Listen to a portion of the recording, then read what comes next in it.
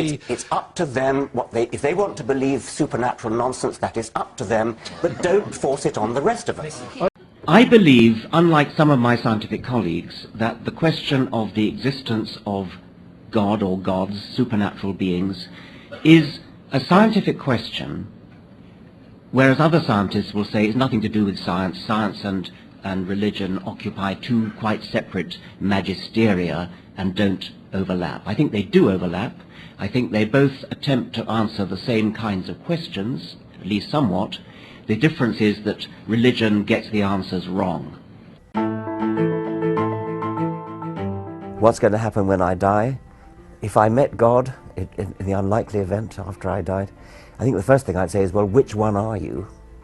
Are you Zeus? Are you Thor? Are you Baal? Are you Mithras? Are you Yahweh?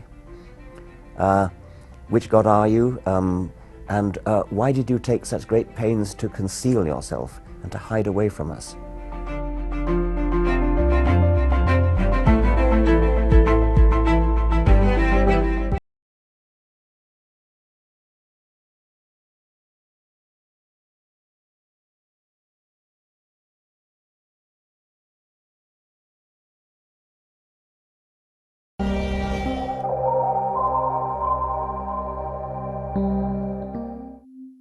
Because we've now somehow gone beyond the threshold of death, we're able to study what happens to mind and consciousness when the brain is potentially shut down. Dr. Sam Πάρνια has pored over thousands of stories of near-death experiences. He is trying to explain what happens between life and death. Is there a soul? We can somehow answer this age-old question that people have had for millennia, which is it the brain cells that are producing your consciousness, or is it some other process that we don't understand yet? He is studying cardiac arrest patients who claim to remember leaving their bodies and witnessing what was going on below.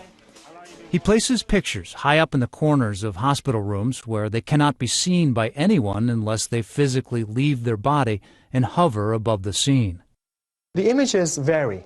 What we can then do is simply put an image on this side that's only visible if you're looking from the ceiling down. But if a brain-dead person is then revived and has memories of being somewhere after clinical death, how could you explain it?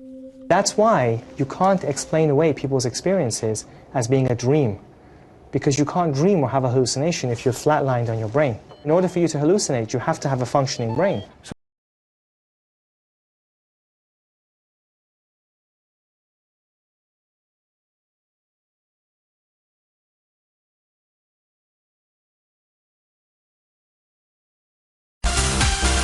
Back at 8:37, and in a moment we're going to talk to a doctor who says death is reversible. But first, the question, what happens when we die?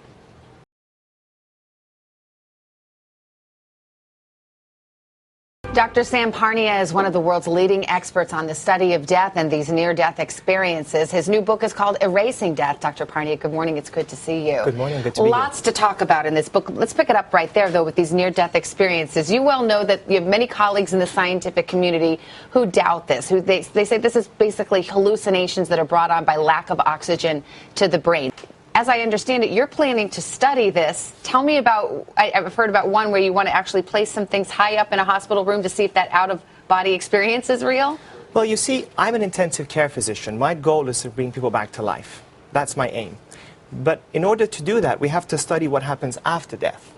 And an inadvertent consequence of this, the flip side of the coin, is that we've learned about what people experience after death. So that's why we know that when people die, their consciousness is not annihilated and that there are these experiences. Yeah. Well, it will be interesting to see the results of that study.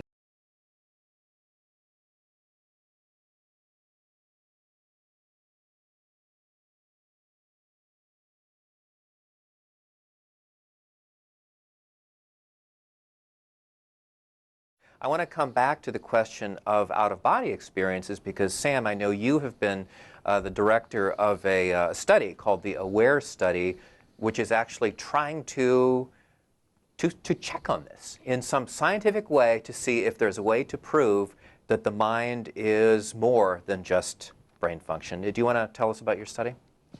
Not right now.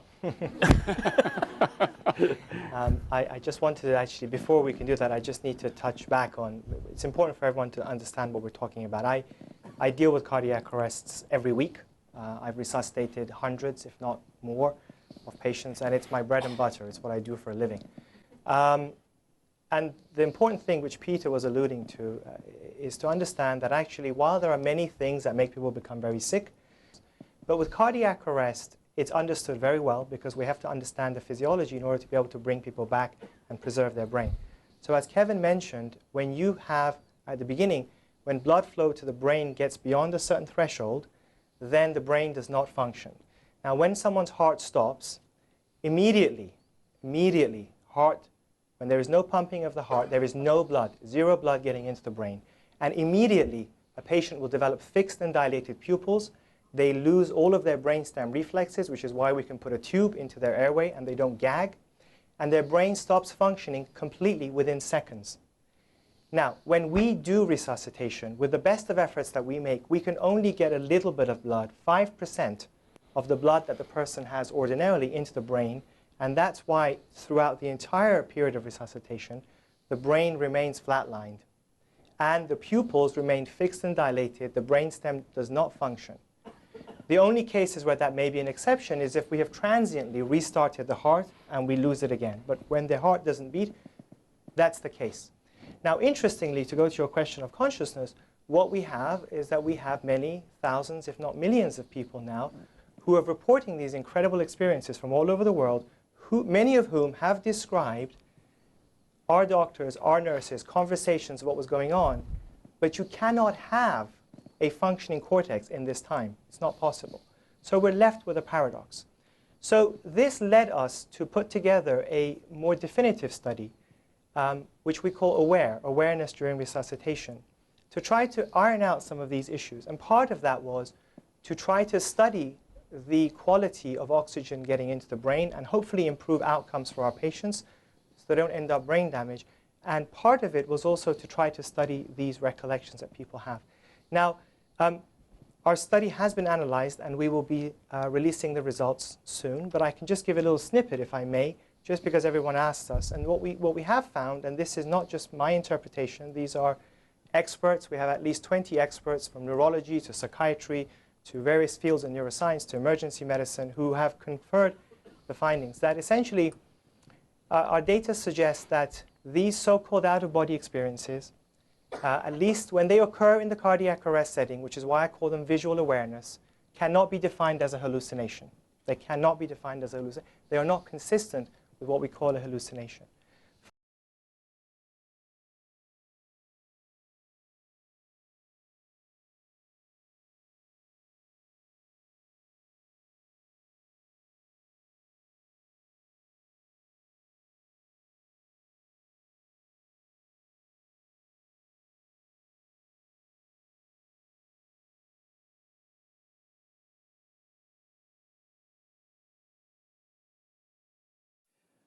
I have an impolite question to ask each of you. It's one of the pleasures of having my job here is I get to ask you pointed questions. And so here's the question. And what I'm looking for here is a very simple answer, a yes, a no, or a maybe.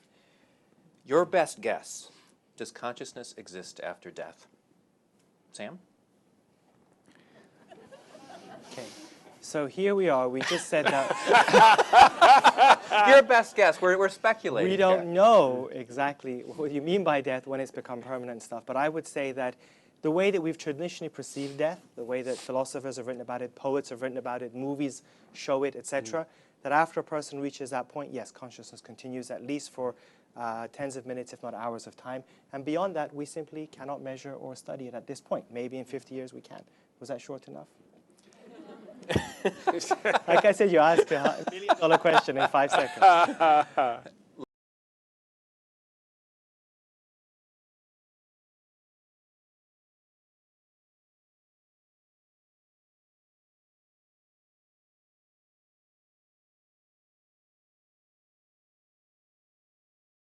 Let's say one day you met a person who has achieved enlightenment, and you could ask this person 3 questions, any questions you want. what would they be? Mine would probably be, what is the meaning of life? Why is Kim Kardashian a celebrity? What happens after you die? So we all die. That's something we all have in common. I mean, as soon as you're born, the countdown begins. If you think about it, birthdays, the day you celebrate and eat cake, they're just markers to your eventual death. Of course, different religions and beliefs talk about what happens after you die, and the options are basically heaven, hell, reincarnation, or you're just dead. Usually science, which if you think about it, is itself a belief system. You just die, nothing else happens, you're in the ground and you're warm food. But now a scientific study supports the notion that there may actually be life after death. Researchers at the University of Southampton conducted the largest ever medical study into near-death and out-of-body experiences, and has discovered that some awareness may continue even after the brain has shut down. Researchers spent 4 years examining more than 2,000 people who suffered cardiac arrest at 15 hospitals in the UK, US, and Austria, and they found that nearly 40% of people who survived described some kind of awareness during the time when they were clinically dead before their hearts were restarted. One man even recalled leaving his body entirely and watching his resuscitation from the corner of the room. Despite being unconscious and dead for 3 minutes, the 57-year-old social worker from Southampton recounted the actions of the nursing staff in detail and described the sound of the machines. Dr. Sam Πάρνια of the State University of New York, who led the study, says that we know the brain can't function when the heart has stopped beating, but in this case, conscious awareness appears to have continued for up to 3 minutes into the period when the heart wasn't beating, even though the brain typically shuts down within 20 to 30 seconds after the heart has stopped. The man described everything that had happened in the room, but importantly, he heard 2 bleeps from a machine that makes a noise at 3-minute intervals, so we could time how long the experience lasted for. He seems very credible, and everything that he said had happened to him had actually happened. Of the 2,060 cardiac arrest patients studied, 330 survived, and of 140 surveyed, 39% said they had experienced some kind of awareness while being resuscitated. Although many could not recall specific details, some themes emerged. 1 in 5 said they had felt an unusual sense of peacefulness, while nearly 1/3 said time had slowed down or speeded up. Some recalled seeing a bright light, a golden flash, or the sun shining. Others recounted feelings of fear or drowning or being dragged through deep water. 13% said they had felt separated from their bodies, and the same number said their senses had been heightened. Dr. Πάρνια believes many more people may have experiences when they are close to death, but drugs or sedatives used in the process of resuscitation may stop them from remembering.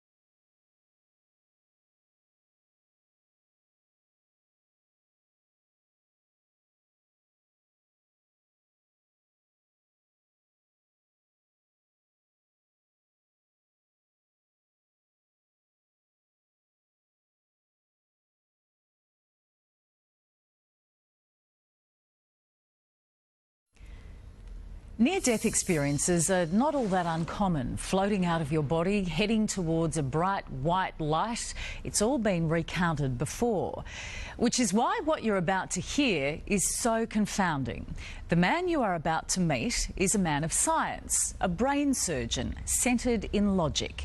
Which is why his story of having died and gone to heaven is being seriously reported as proof the afterlife does exist. We'll let you be the judge. Here's PJ Madam.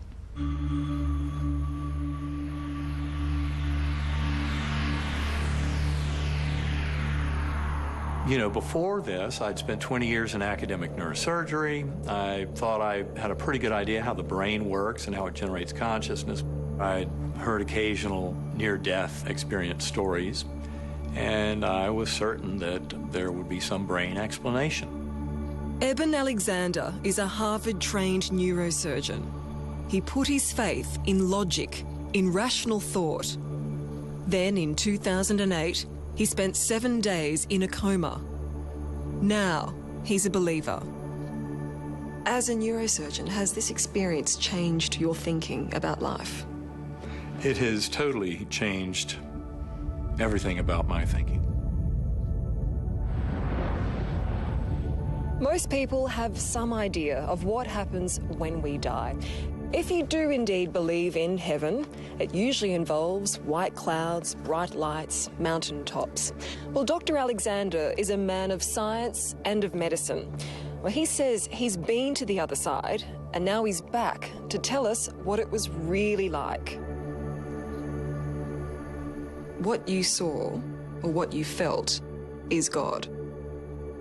Is that your definition? Yes. Were you a man of faith before this? Before my coma, I had no belief whatsoever in a personal loving God. Adopted as a baby, Eben grew up in a conventionally Christian family. If you would ask me before my coma, how much would a patient who was extremely sick and should have died from a severe case of bacterial meningitis, how much would they remember? I would have said nothing. They would not remember a single thing. That all changed when this life-saving surgeon suddenly found himself facing his own mortality. November 10, 2008. It didn't really start off as being very good, did it? No, it was basically like being struck by a freight train. Woke up at 4:30 in the morning, had severe back pain, like nothing I'd ever felt before. It was a very severe meningitis, and the CT scans showed that it coated my entire brain. There wasn't any part of my neocortex that was left unscathed. For 7 days, Dr. Alexander was in a coma. He was all but lifeless, completely unconscious. Yet he experienced a consciousness that defied all his years of medical training. Here was this beautiful melody and this light spinning closer and closer. It opened up as a portal into this gorgeous realm that was verdant, waterfalls, colors indescribable, and millions of butterflies flying through, a very ultra-real scene. And then there was a warm breeze blowing through that was like the breath of divine. In the hospital, his doctors were losing hope. My physicians were telling my wife that basically she'd be raising our sons alone. My 10-year-old son, Bond, had heard that, realized it was very bad news, came running into my room, pried my eyes open, and, "Daddy, you're going to be okay. Daddy, you're going to be okay. Daddy, you're going to be okay." As if he said it enough, it would make it true. So your son was calling you back? I had to come back. I had to claw my way up out of that very deep hole and somehow do whatever was necessary. He was pleading with me. On the 7th day, against all odds, Dr. Alexander awoke. By medical standards, he made a miraculously quick recovery. But nagging the doctor was how to explain what he'd felt and seen. This infinite blackness that was filled with love and yet also filled with this light from this brilliant orb that was with me and the divine, loving, infinitely powerful consciousness of the deity that created it all. I mean, you realize how this sounds, though. It can come across as a bit crazy. It does. Of course it does. When I was, had first gotten home from the hospital, I'd mentioned some of this to my doctors. They would go, "Oh, yes, you are very sick."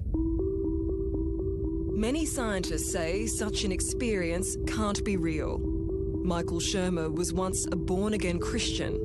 Today, he's America's most famous skeptic. So what do you think really happened? What's the scientific explanation behind his experience? The scientific explanation behind Alexander's experience is nothing more than a near-death experience, an out-of-body experience, an altered state triggered by a stressful event.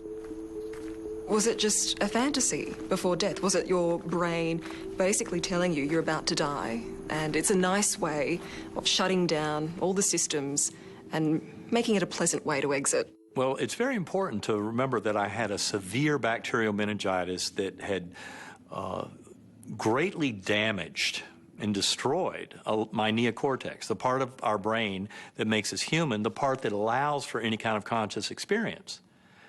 So that with that amount of destruction, there was no way to have a dream, a hallucination, a fantasy, a confabulation. Those things could not occur because that part of my brain was gone. It doesn't matter how rare the meningitis, none of that matters, because these things can be triggered by any number of conditions. We know, for example, that in a study of pilots accelerated in a centrifuge as part of their training, thousands of near-death and out-of-body experiences in pilots as they were passing out, as they're passing through that fuzzy borderlands between being consciously awake and being completely unconscious. They report as they are going under, passing through a tunnel, floating out of their body, the white light at the end of the tunnel. So there's certain common themes to these experiences that everybody has because our brains are all wired up through the same neurochemistry.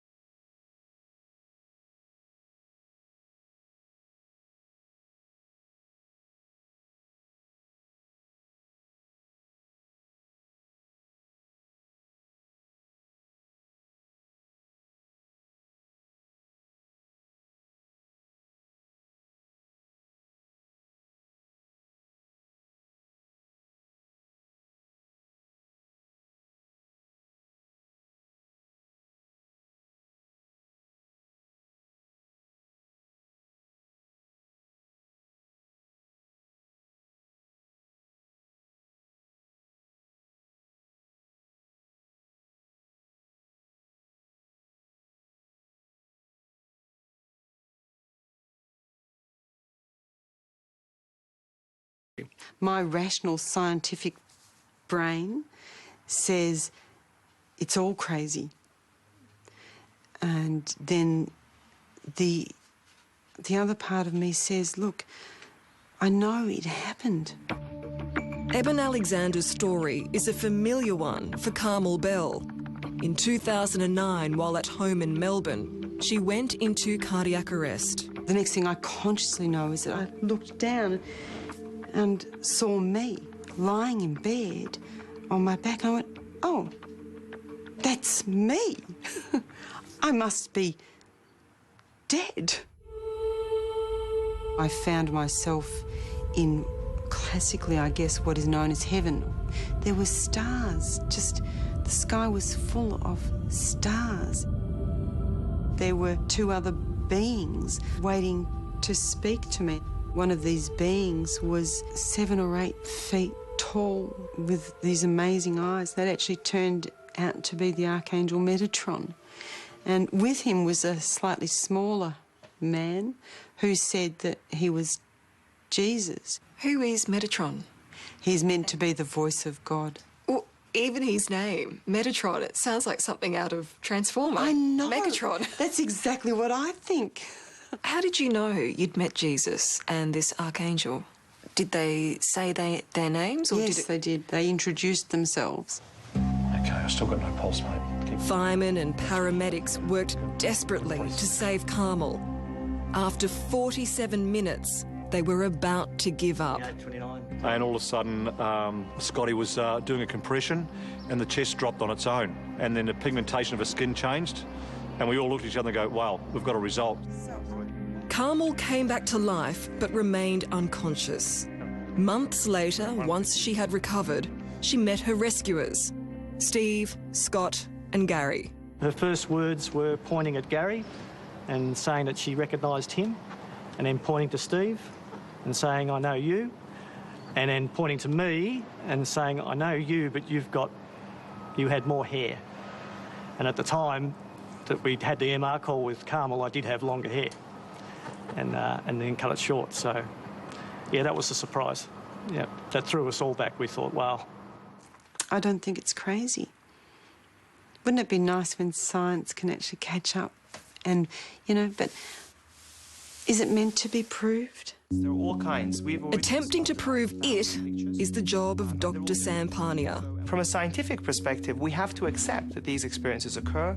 There are millions of cases out there, and it would be unscientific just to reject them. Here at New York's Stony Brook Hospital, this medical scientist is collecting evidence that consciousness can live on once the brain dies.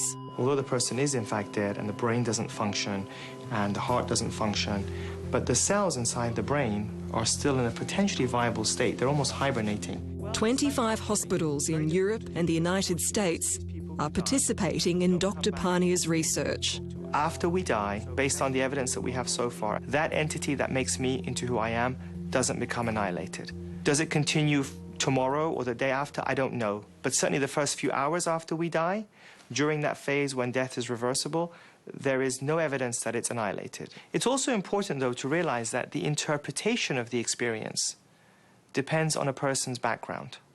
So, for instance, if a Hindu in India has a near-death experience and sees a being of light, then they will interpret that potentially as being Krishna or one of the Hindu deities.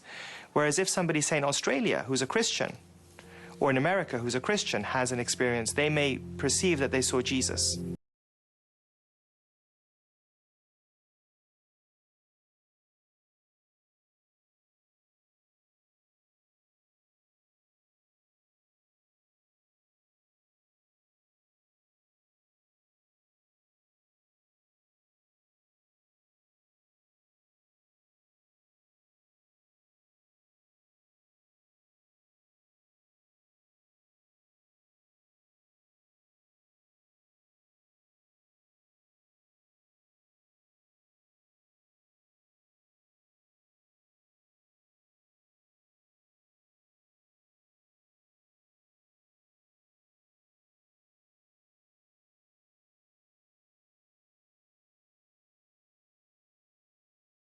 One of their tests of whether out-of-body experiences really happen is to place photos like this butterfly high above critically ill patients on the operating table. And the idea is very simple. If we get a group of people who come back and claim to have seen us, we want to know whether they also see the images as well.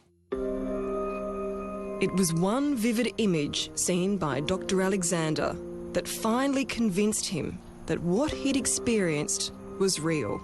There was a beautiful girl beside me on the butterfly wing. I can remember her face so perfectly, these sparkling blue eyes and light brown hair and this loving smile, and she never said a word, but her thoughts went right into me. You are loved, you are cherished dearly forever. There's nothing to fear. I knew her face so well, but I'd never met her in my life. This is the woman Eben saw. Her name is Betsy. After Eben was adopted, his biological parents went on to have more children, including Betsy. She died in 1998.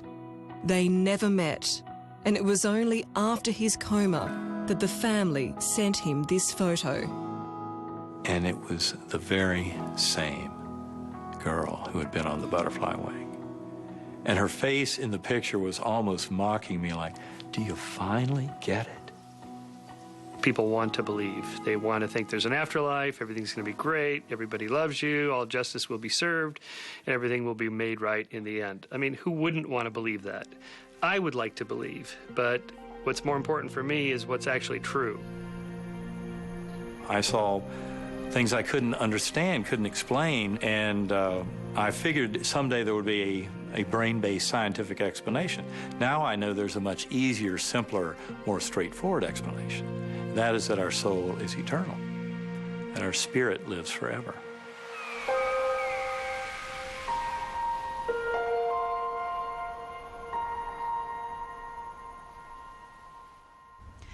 And you can read more about Dr. Alexander's experience in his book Proof of Heaven, which is out now.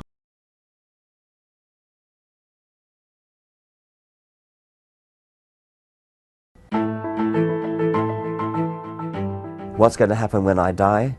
If I met God in the unlikely event after I died, I think the first thing I'd say is, well, which one are you? Are you Zeus? Are you Thor? Are you Baal? Are you Mithras? Are you Yahweh? Which God are you? And why did you take such great pains to conceal yourself and to hide away from us?